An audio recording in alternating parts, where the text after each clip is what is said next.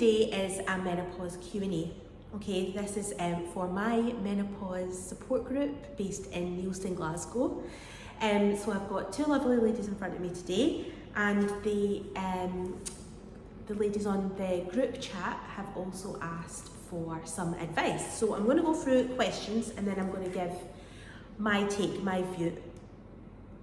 I've just realised I haven't pressed record on this one. So I'm going to, what I'm going to do is read out the questions that have come in and then give my response, okay? So the first one, it would be good to talk about anxiety and memory in menopause. So we have estrogen hormone receptors in our brains, right? We've got hormone receptors all over our bodies, and that's where the hormones, like sort of as they flow through our body, that's where they're kind of going to. They're going ping, ping, ping to all the hormone receptors. It's getting evenly distributed, okay? So when our estrogen levels fall, progesterone and testosterone, what happens is the receptors are obviously not getting enough. So then it affects our cognition and our memories. So it's not that you've suddenly forgotten everything, it's still there, it's just your brain's not working optimally. Okay, so similarly for anxiety, so any psychological symptoms of menopause like anxiety, mood swings, stress, they're the main ones anyway, but they are affected because estrogen in the body also stimulates serotonin. So serotonin, we know, is our happy hormone, right?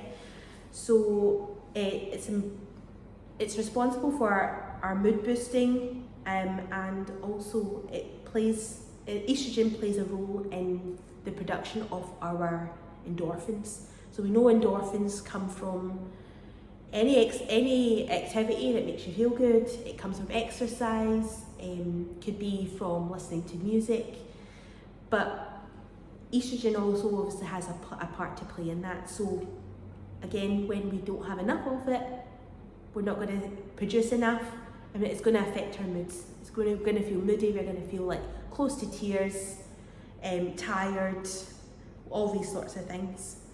So progesterone is a natural sedative. It relaxes our brain. So especially when we're looking at anxiety, for instance, it could just be that you're at your time in your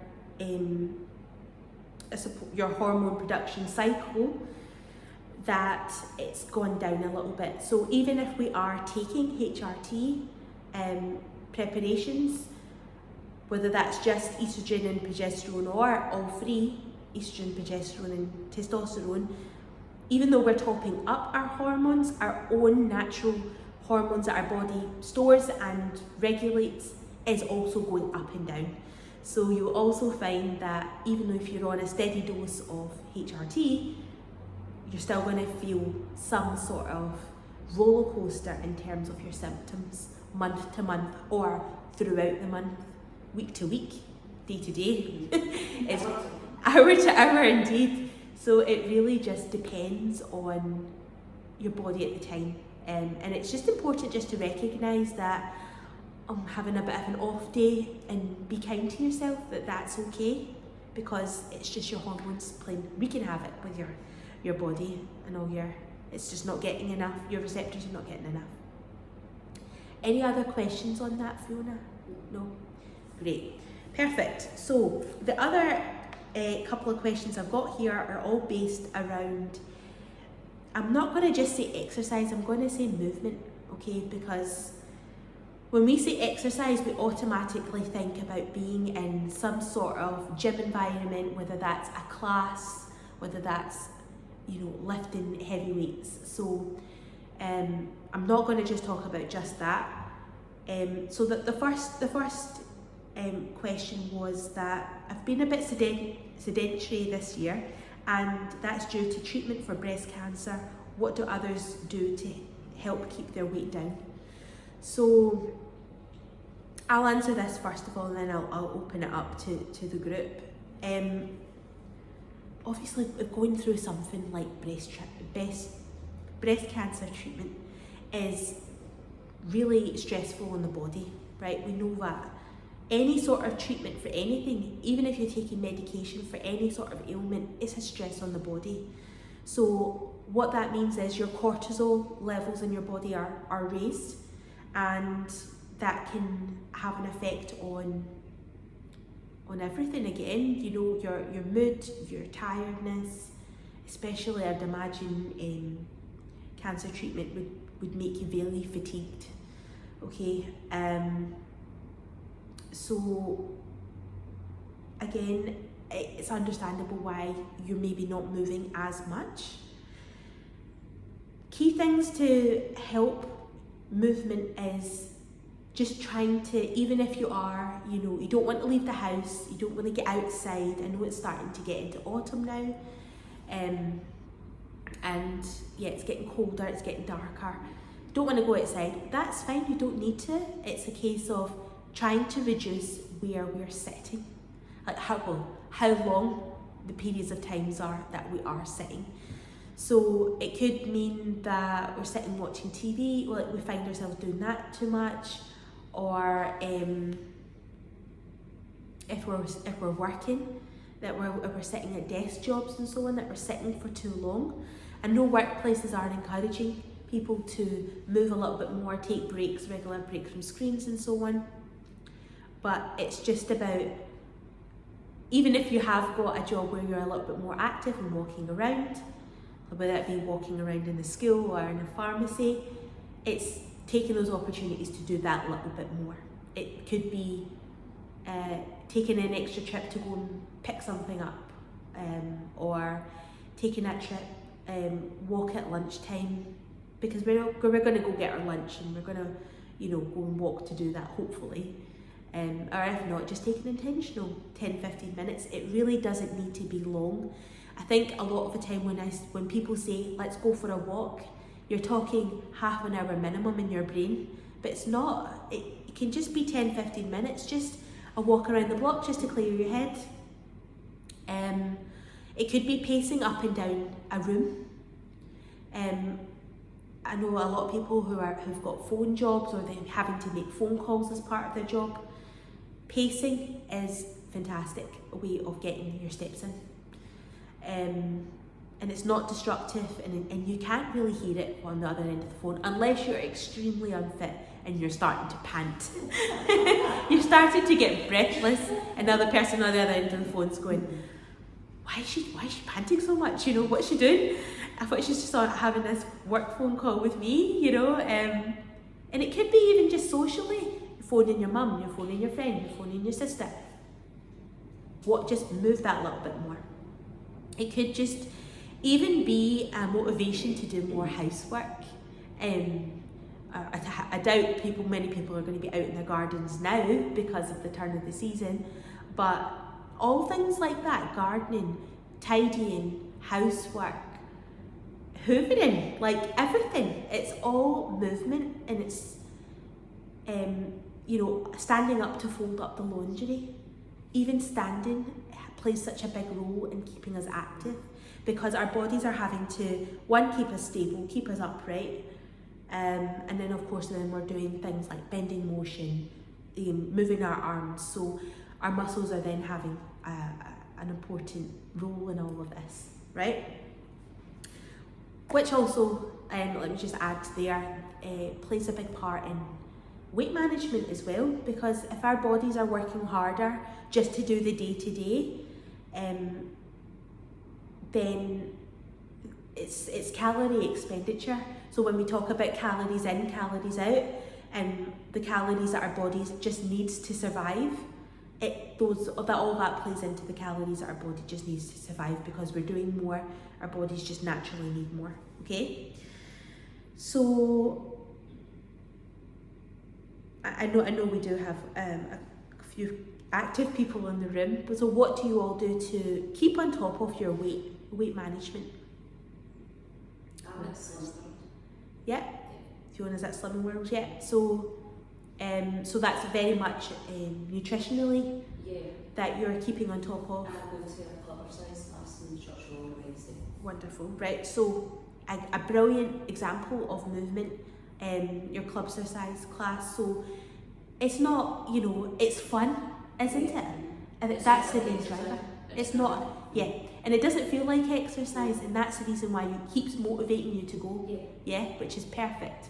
Absolutely excellent. And aside from that, I walk quite a bit. Walk quite a lot. Intentionally walking? Yeah. So trying to fit that into your day-to-day. Even at night, when I put the tail on, just like walk on the spot and stuff, just to try and get my steps up. Excellent. So a prime example of exactly what I just said is trying to make movement work for you, fitting it in, whether that's in and around your workday, you know, having it be what you do in the evening to kind of switch off and get rid of your work stuff in your head and just wind down. Yeah. It's an excellent mood booster, isn't it? Wonderful, thank you for sharing that.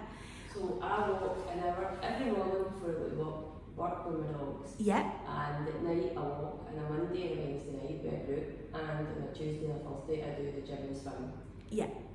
Excellent. So again, a lot of intentional walking going on. I need to, because I just look at food and I put weight on. Yeah.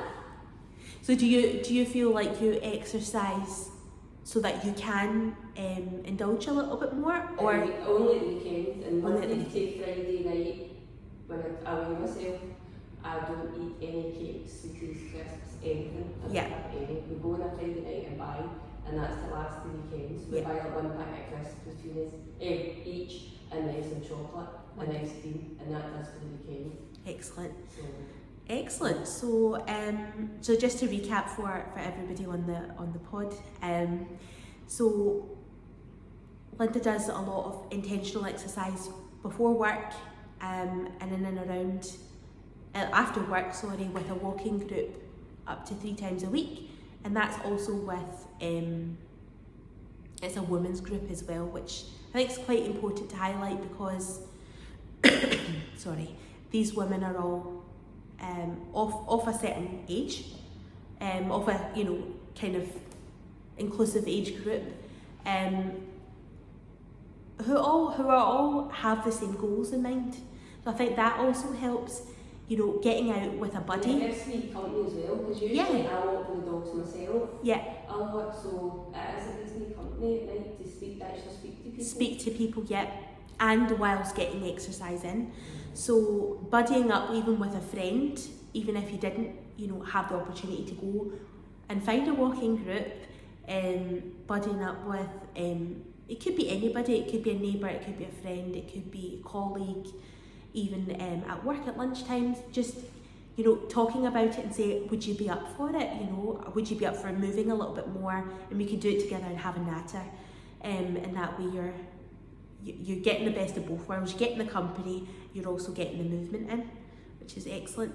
So you also said that you attend the gym. Yeah. And I do swimming after. And you do swimming after as well. So how many times a week is that? 2. 2. The Tuesday and Thursday. Which is brilliant. Yeah. That night, so that's how I do the 2 nights. And you're doing cardio in the gym, isn't it? Yeah. Yeah, all cardio. So again, really good aerobic exercise. It's really good for your cardiovascular health. Helps keep on top of any risk of heart disease, all these sorts of things, diabetes, all the sort of big risk factors health wise. Cardio is really good for, because of course we're using our hearts to pump all the blood around the body, and we're also using our lung capacity as well and improving that, which are our 2 major organs in our body, right? So just to kind of end on that, so I had a look at what the recommendation is for exercise for the age group between 19 and 64, which we all are within, and it is 30 minutes of intense exercise 5 times a week, plus two strength sessions a week. So if you were to do an hour one day and half an hour the next, that counts as obviously 3 of those 5. So it's a easier way of thinking about it. So it's not unachievable, it's just how you get that in, okay? So just to finish on that question about keeping how to help keep the weight down, a lot of it's not about doing loads and loads and loads of movement and not focusing on nutrition. Like, nutrition has to be one of the main factors when considering, you know, keeping weight down, because it's very much an 80-20 rule. It's 80% of its diet, 20% of its movement. Movement will keep you healthy in terms of your bone health, your joints, your muscle mass, all of that. But it's your nutrition. You need to be able to fuel your bodies with the right things, all the right, you know, vitamins, minerals, proteins, carbohydrates, good fats, because without that, we're leading them to be deficient.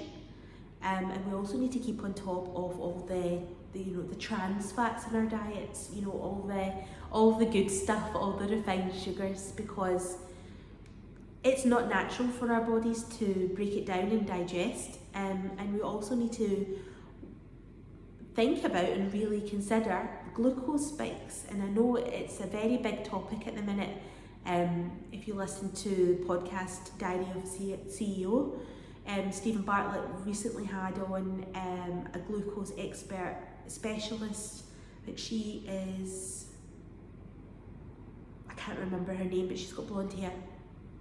If you watch the podcast, you'll know, you'll see it. I'm sure you'll see it. She did demonise grapes, which was a bit too far.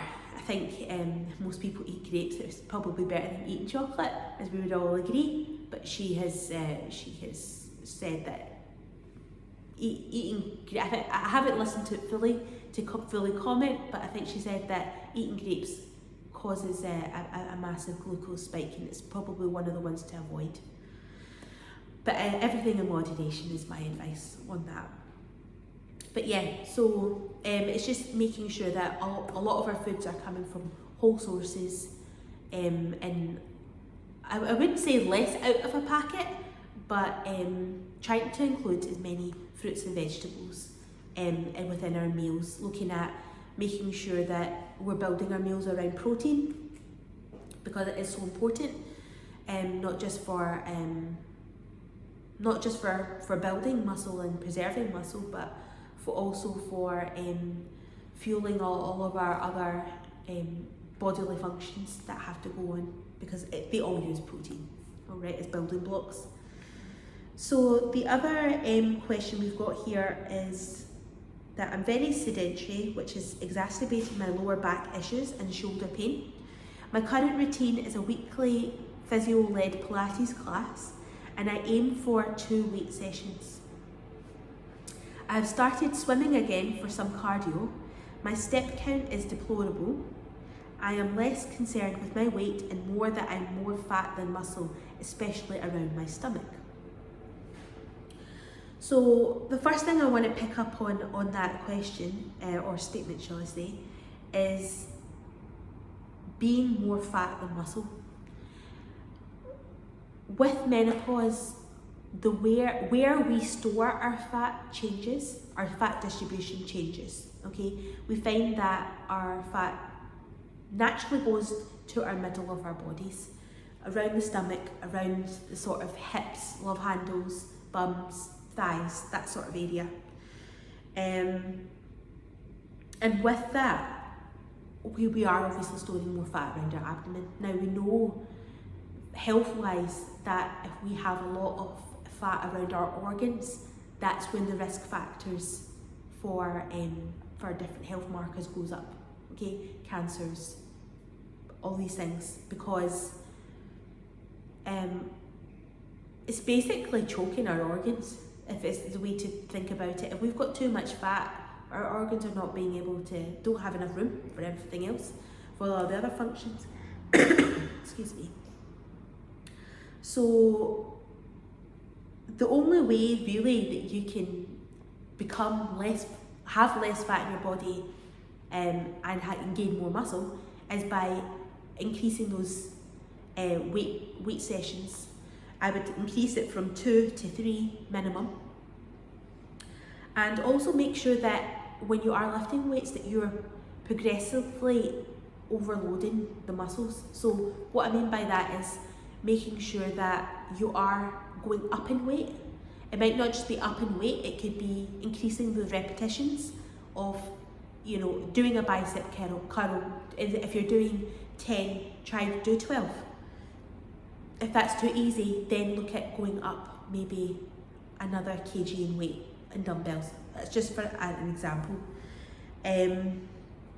That way you're putting more of a stimulus and more stress on the muscle. That muscle, then the muscle fibres tear, and then your body's obviously then working harder to repair that muscle, obviously using the protein in your body to recover. And that fat burning can last up to 48 hours after a weight session.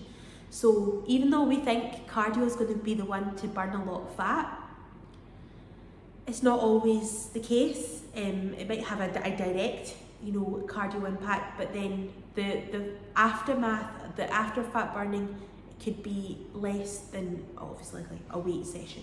Okay.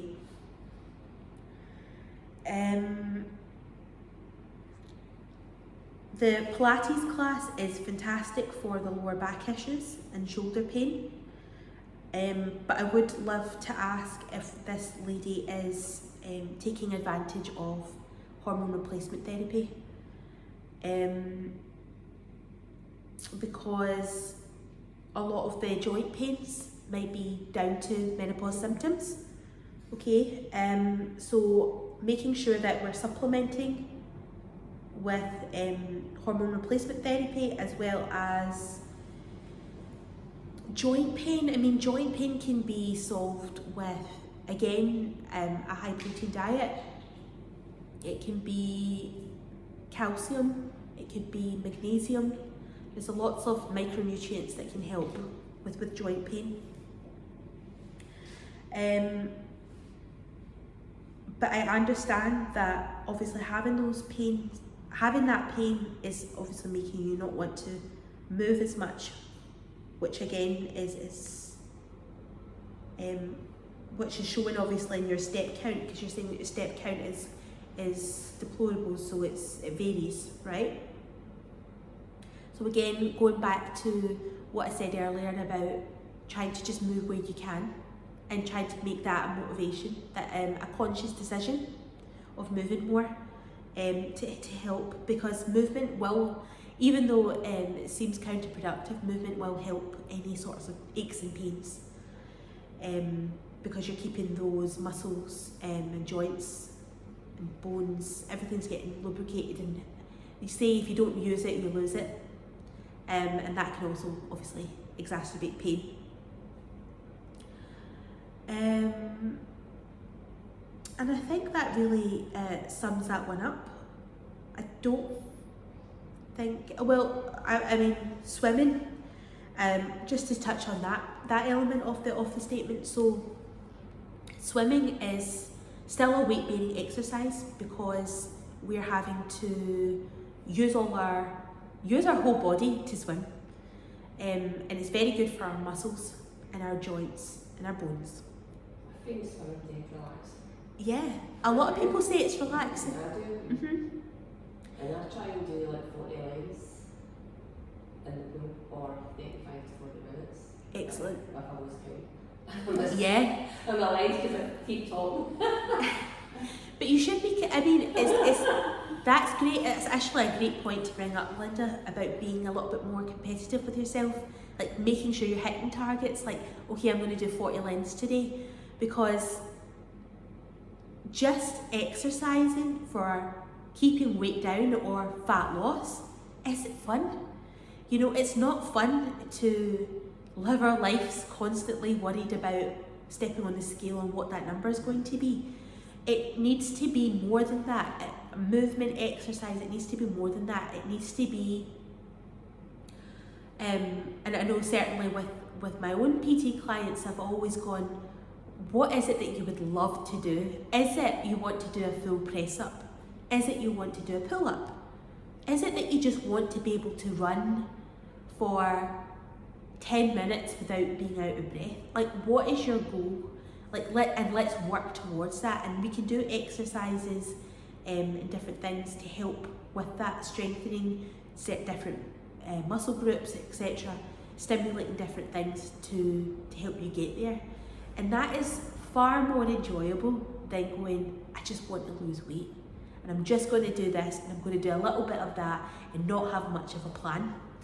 So having a conscious plan, and whether you're needing a coach to help you with that or whether you're already doing something, there's plenty online to help give you ideas on what to do. You know, I'm sure you could put in swimming, challenging swimming timetable or something like that, and it, you know, or goals to hit, and it would come up with try and aim for this and try and aim for that, or like you said, try and do it for time rather than lengths. There's so many ways that you can do that. So yeah, anything that anyone wants to add before I stop the recording? No? Thank you so much, ladies, and thank you everybody on YouTube and on the pod for having a listen today. Of course, if you need to contact me, you can do on the usual channels, and I'll post them on the show notes or the show description. Thank you.